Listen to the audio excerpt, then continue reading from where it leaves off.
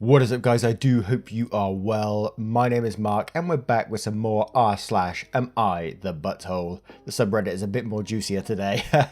If you're new here, please consider hitting that like, that subscribe and maybe that notification bell too, as it all really helps out our channel. And don't forget you can follow us on podcast too now, or you can choose to support the channel either through YouTube membership or heading on over to Patreon where there's different tiers and things like that.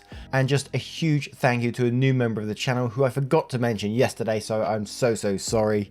Yakeos, I hope I got your name right. I'm really sorry if I didn't. Thank you so much for the support and joining the channel. You are truly appreciated, as well as the rest of the members and subscribers on this channel. The time out your day is absolutely amazing. Thank you so much. And with that being said, let's get in to today's stories. Much love, guys. Our first story comes from Spits Like a Llama.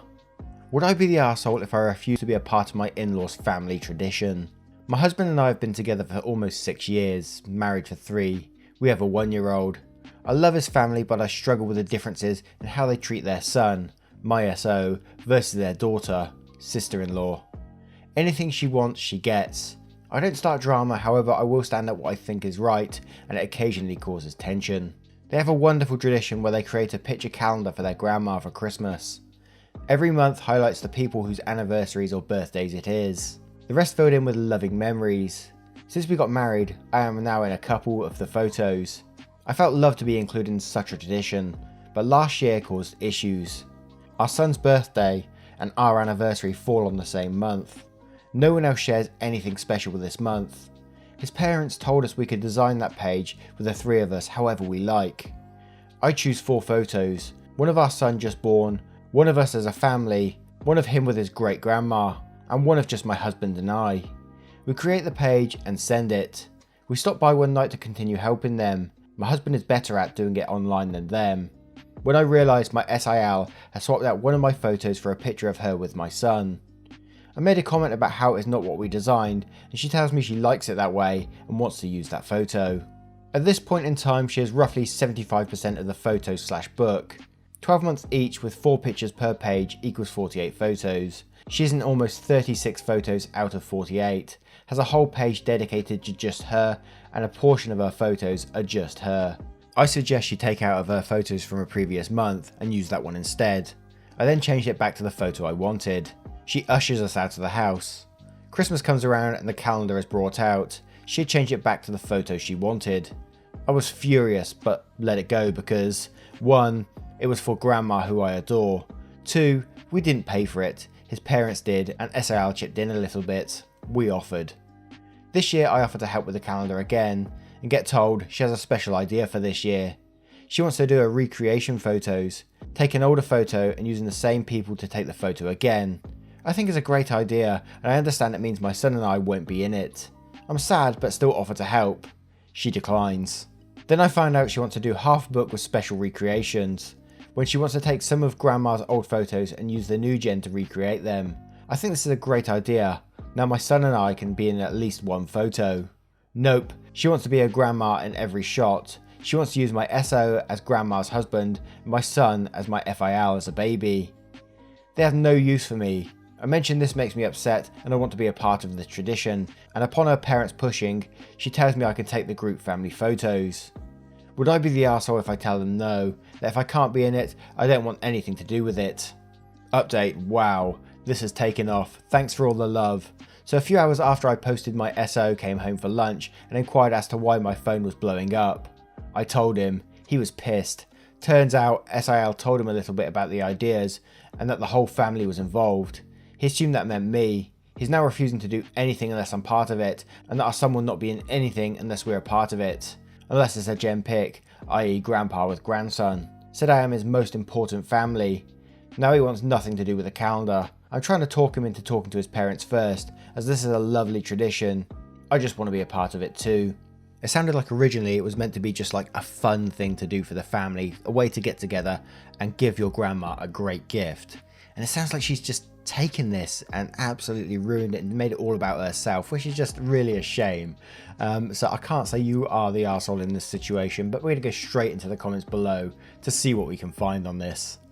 A name I can't pronounce says, I hope your SIL reads how many strangers think she's behaved like a total arsehole here.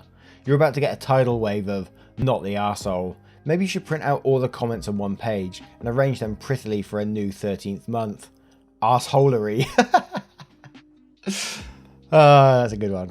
Intern around replies, not the arsehole. She has taken this fun thing and made it her own little fiefdom, hasn't she? How petty of her. Do your own project. Send Grandma a nicely framed photo of you and your lovely family to make up for the lack of you all in the calendar this year. If anyone asks, insist that she didn't invite the family to participate, which is true, as she specifically excluded you. Don't be loud about it, don't get into arguments about it, just do your own thing. The best revenge. OP replies to this and says, we are creating a picture book based around our little guy's first year for her. My husband and I decided that we would just do our own thing.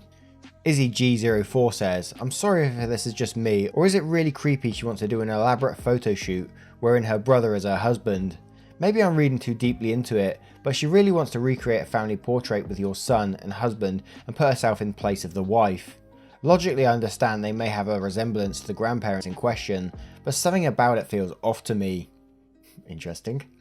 Mom2Cats replies, not the arsehole. In fact, why are you allowing your son and husband to be used as props in SIL's self-love fest? She wants it all to be about her, so let her. Why don't you make a lovely calendar for Grandma with you three, the in-laws and anyone else Grandma loves? She then has the option to remember everyone, or just SIL. OP replies to this saying, Grandma loves the calendar and I don't want to ruin that for her by forcing my husband and child not to be included. However, my SO and I decided we'll do a picture book of our son's first year for her, kind of our own project instead. Wow, what do you guys think of this story? Have you ever had a relative who's taken a family tradition and just made it all about themselves, or anything similar like that? Let us know in the comments below, and don't forget to vote on that poll in the description for story 1. Our next story comes from Ruins of Aslant. Am I the arsehole? Wife 32 wants to get rid of our dog. I, 30, do not. My wife and I have been married for 3 years. Having grown up with dogs all her life, she insisted we get a puppy once we were married. We both work from home, so there's always someone in the house with her. I'd never had a dog before, but could see this was important to her, so said yes and got us a pup. My wife never really bonded with the dog as I did, and I'm the dog's favourite. I do the majority of walks, training and playing with the dog. I think she expected a puppy to act like a full-grown dog and not need direction and training. We live near my in-laws and they have asked to have the dog stay quite often, as theirs recently died and they're missing having a pet around. The dogs get on well with them, so I allowed it. There didn't seem to be any issues with this. We now have a 2-year-old child and my wife is pregnant with another baby. She has recently said she feels like she would be overwhelmed being on maternity for 15 months with a toddler, baby and dog to look after, and she wants her parents to take the dog permanently. They've joked about doing so ever since we had got the dog, and I've always been clear that they could only take it if I died. I do occasionally travel for work, maybe I'm away 5 days a month, so I could see how it may be difficult on those days I'm not around. But otherwise, I feel like it was her decision to get a dog, and it's not a decision you can lightly go back on, even if it would be staying in the wider family. I would miss having the dog around, but my wife thinks I'm being unfair to her and to the children and dog. She feels she wouldn't be able to give any of them the attention they deserve if she had to manage them all, when the in-laws are ready and willing to take the dog. Ultimately, I think she regrets getting the dog and doesn't want to have to put up with the additional cleaning and responsibility that comes with one, particularly when she has what she sees as a win-win in terms of seeing the dog several times a week through the in-laws, but having no other responsibilities. Am I the arsehole wanting to keep the dog? Extra info, I work 5 days a week, my wife works 2. My child is in a nursery 2 days a week, with my wife 1 day a week, and with my parents 2 days a week. I then have her on Saturdays and we do family activities on Sundays. We have a fairly even chore split. I handle our land, cooking, ironing and vacuum cleaning. She handles polishing, laundry and bathroom/kitchen cleaning. I don't know, I find like these like marital ones a bit tough sometimes because, you know, it's just a hard situation. Because like at the very end there, he had to elaborate on what chores and stuff he was doing, because it all comes down to that in the end, that the mother is feeling overwhelmed with everything that's going on and she thinks that releasing the dog will release some of that stress, I guess, unless she's actually just jealous, which is another thing in itself. And I don't know, would like passing the dog to the grandparents for the 5 days a week, would that be a bad thing to do for the dog? Would that be harsh to do that for the dog? Or do you reckon the dog gets on with them well enough to actually do that? I don't know. It might be some sort of an idea, you know. But let's go straight down into the comments to see what we can find. Chopper Otter says, not the arsehole. If you only travel 5 days a month, this is a very small window of time she has the dog and the kids. I swear the dog will be fine with less attention those days. Maybe the days you have travelling is when the pup could spend the night with the in-laws. That way she isn't overwhelmed and she can't say you left her with extra responsibility. It sounds like she might be a wee bit jealous the dog didn't bond with as much as it did with you. That happens with my parents and my mum kind of resented the dog. Bob Watts replies to this saying 5 days a month, every month is a lot, and it doesn't sound like the wife gets any time off to herself. I don't think OP is the arsehole for wanting to keep the dog, but he needs to recognise that dealing with 2 kids and a dog is a lot. I think having joint custody with the in-laws when OP is out of town is a good compromise. Surviving Jupiter replies to this also saying, this is a great idea, doggy grandparent staycation 5 days a month. And for the second story, I turn it to you guys. What do you guys think of this story? Let me know in the comments below. And don't forget to vote on that poll in the description for story 2. Our next story is from Daughter Sneak Out. Am I the arsehole for not telling my wife that our daughter snuck out to a party late at night? On Sunday around 3 AM, I received a call from my 16-year-old daughter, Brittany, saying that she snuck out the house and needed me to pick her up. She told me that she was a little drunk and that the friend who drove her left her behind and that more people were showing up to the party and she was uncomfortable. I begrudgingly told her sure and to wait for me somewhere safe. I picked her up and got fast food with her so we could have time to talk without waking up the house. I told her how disappointed I was and that what she did wasn't fair to me since I have to work. She profusely apologised and told me that she wouldn't sneak out of the house again. However, she begged me not to tell her mum because she is ridiculously strict with those types of things, and I do sympathise with her as she is a teen, so these type of things will happen no matter. I was also afraid that if I told her mum, she would never trust me again, and I feel like that could be dangerous in case she ever needed help, like now. So things were fine until Monday night when my wife saw a picture of the party on Instagram and Brittany was in it. My wife lost her mind and started to interrogate Brittany about what she was doing, who was there, etc.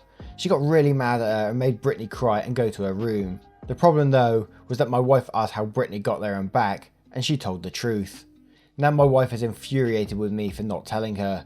She got even more mad when I told her why I didn't. I said that I knew how she would react and that I didn't want to break Brittany's trust and how protecting her safety, I want her to call me when she's in those situations, was more important than telling each other everything. She stormed off too and we haven't really spoken much since then. Am I the arsehole?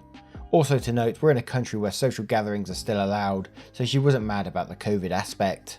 Wow, again, this is a really tough one because I'm in two minds. Like, you obviously want your daughter's trust and you want her to tell you if she's in a sticky situation, like she's stuck somewhere like she was, and so you can help her out, because otherwise she might be stuck there and she don't want to phone you because she's too scared, so she just stays out in the middle of nowhere and God knows what could happen, right?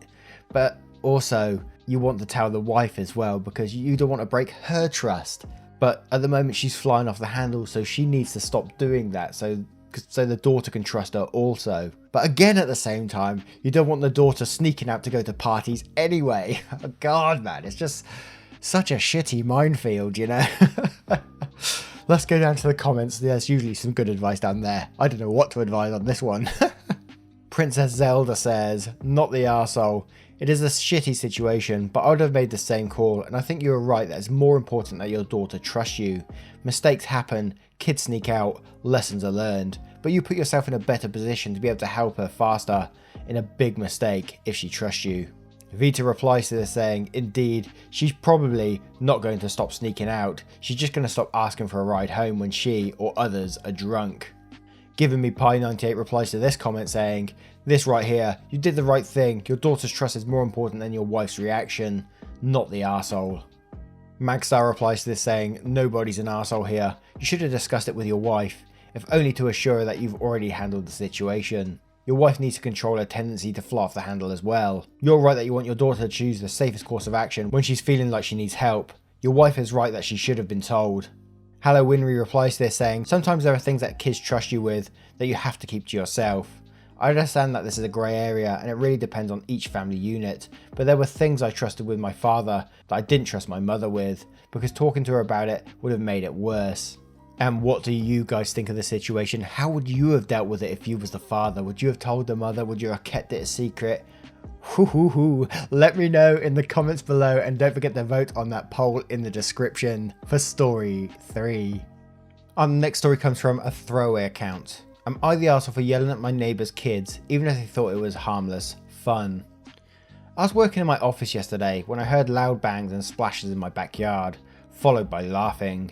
I looked outside and saw my neighbour's kids were on their trampoline, throwing fruit from their trees into my backyard and trying to make shots in my pool basketball net. My pool had at least 20 pieces of fruit in it, and it was all on the cement. Luckily my dog wasn't out there because she would have eaten it. I ran outside and yelled, "Stop there right now! Get down from there!" I don't think I've yelled that loud in my life. I startled them because they didn't know I was home, and one of them started crying, while the other said, "I'm telling my mum you yelled at us," and then they took off for inside. My neighbour came out when I was cleaning the fruit out of my pool and asked why I yelled at her children, and I explained to her what happened. She told me that they're just looking for things to do. Their whole summer was taken from them and they were just having fun, and it's my job to discipline them, not yours. I hadn't really had a whole lot of interactions with this neighbour, and this was probably the most I've talked to her. I yelled at them because they were destroying my pool, which now I probably have to drain, and they could have broken a window or hurt someone if my family were out there. So am I the arsehole? I gotta say, some people might disagree with me on this, but I gotta say, you're not the arsehole, just for that Karen coming out. The way she said, "It's my job to discipline them." Well then fucking discipline them then. That's what I would have said. Jesus Christ. I mean, yeah, if you have to drain your pool, I imagine that's quite a lot of work. I haven't got a pool myself, unfortunately. But if I had to drain a pool, I wouldn't be happy about the situation. And the fact that she just comes out and, like, they're just trying to have some fun, guys. Let them chuck shit all over the back of your garden. It's like, yeah, right. Let's get down to the comments to see what they're saying down there. Steph is cool says, "Not the arsehole, I can't think of anything you can do, but I know if I were you, they'd have had a big pile of smashed fruit on their porch the next morning. However, I am an a-hole." Bilson Factor replies to this saying, "We should be friends. You sound like my kind of people." Unit Healthy replies to this saying, "Not the arsehole, hire a pool service to evaluate the pool and what needs to be done, then present her with a bill. Pretty sure this qualifies as vandalism." OP replies to this saying, "I thought about handing her the bill, but it's easier just to pay for it myself. Also, it is extremely frowned upon by someone here that I'm draining my pool. The reason I'm doing this, that is because they were throwing the fruit, some of it rotten, and it was exploding and the juice was in the water. With the rotten fruit comes possible mold and other things. I'm not having my family swim in that." That was one of my thoughts. I thought, if rotten apples going into a swimming pool, will that affect the water? Has the water got chlorine in it? Does that kill anything that goes in there? I don't know. I'm not a pool guy. I'm from the UK. My garden's about 20 feet wide, 30 feet deep. Oh god, what do you guys think of this story? Let me know in the comments below. And don't forget to vote on that poll in the description for story 4. Our next story comes from Cucumber Cities.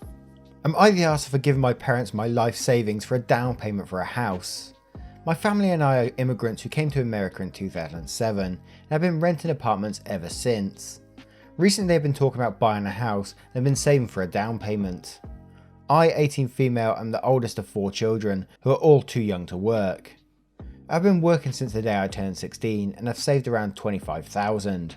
My bank account is connected to my parents because I was not 18 and able to have my own, so my parents pretty much has access to my entire life savings.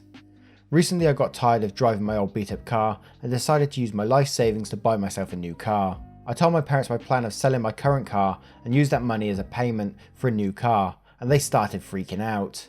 They told me they had originally planned to use my money to help them with a down payment for a house without my consent. I tell them there is no way they will be using my entire life savings to buy a house without even consulting me, and they're basically stealing from me. They start yelling at me and calling me ungrateful, and that the only reason I was able to save this much was because I lived under their roof and wasn't obligated to really pay for anything. I told them that since they decided to have me, those responsibilities fell onto them because that's what you do for your child. You give them shelter and make sure they turn out okay. My parents have since then not talked to me, and I don't think that I'm in the wrong, but I'm starting to feel guilty and maybe should help them out by giving them half of my money. So am I the arsehole? Should I let them take my money, or should I open my own bank since I'm 18 now and make sure that money stays safe? Absolutely, straight away, open your own bank account, put your money in there. Otherwise, it will get used. And hell, I'm not sure if 25k is enough for a down payment in the US. Put a down payment on your own house if you're saving that kind of money, right? It'd be interesting to know what the relationship is between these guys, because those parents sound so entitled that they're just going to literally take their daughter's money because she saved her whole life to get that amount, and they were going to use that money. I wonder how much they saved themselves. Oh god. Let's go down into the comments to see what we can find. Forgotten Troll says, not the arsehole, that is your money, and get it out of the bank account yesterday and get your own account somewhere else. Also, don't use that money for a new car. Use it to set yourself up in an independent household.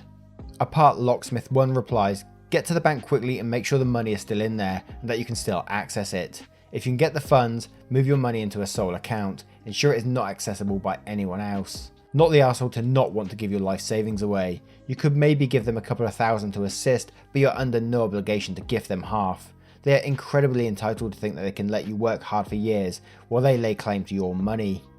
DeLogos13 replies, I think this is likely a generation/culture gap thing. The parents are from a generation where everyone invests in family as an institution. OP is from the next generation/American culture where we invest in ourselves. There is always a generation that loses out in the transition, the ones who sacrifice for family, but those kids refuse to do the same. I've always liked Avalon, it touches on some of these themes. Ironically, Kinky Ace replies to this by saying, but parents choose to have kids, children do not choose to be born. How can anyone think that they're at fault for trying to set themselves up with a decent life instead of paying the parents back for a decision they had no say in? Legendary Banana also replies to this by saying, the theory is just sort of doing what you can to boost the family. If your parents paid for your life for 18 years, why shouldn't they get something back? Context, Australian 20-year-old, still living at home, who puts in for general family stuff sometimes. Not thousands of dollars, but I'm happy to shout the parents lunch when I can, etc. And what do you guys think of the story? Let me know in the comments below, and don't forget to vote on that poll in the description for story 5. Once again guys, thank you for being here, thank you for the time out of your day, it absolutely means the world to me. Seeing the same faces, names, turn up every single day, absolutely love you guys. Thank you so much, and I will see you in the next one. Take care now, much love.